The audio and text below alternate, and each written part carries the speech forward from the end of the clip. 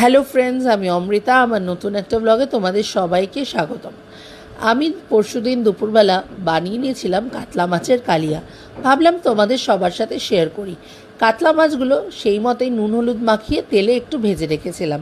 তারপরে কেটে নিয়েছিলাম একটু টমেটো, একটু বেশি করে পেঁয়াজ, কারণ কালিয়া হবে তো একটু ভালো লাগে পেঁয়াজ দিয়ে কষিয়ে কষিয়ে খেতে। আর নিয়েছিলাম দুটোই কাঁচা লঙ্কা, কারণ আমি ঝাল খাওয়া পছন্দ করি না। তার সাথে সাথেই কেটে রাখা আলুগুলো একটু তেলে ভেজে নিয়েছিলাম। আর তারপরে আলুগুলো তুলে দিয়ে দিয়েছিলাম গোটা গরম মশলা তেলে ফোড়ন। গোটা গরম মশলা দেওয়ার পরে পেঁয়াজ দিয়ে দিয়েছিলাম একটু ভাজা ভাজা হওয়ার জন্য।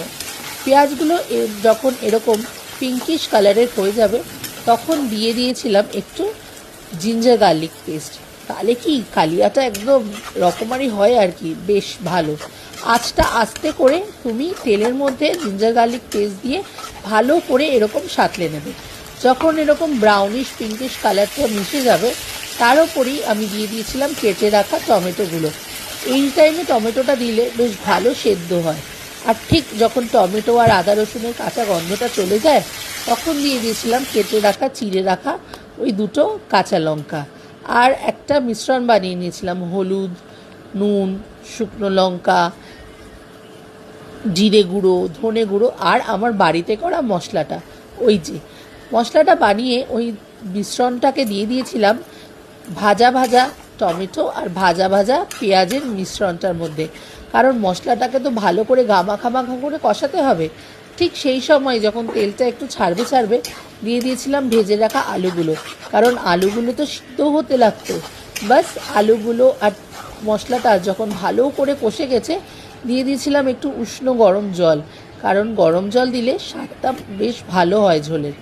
আর যখন ঝোলটা ফুটে গেছিলো আমি ভেজে রাখা মাছগুলোও দিয়ে দিয়েছিলাম।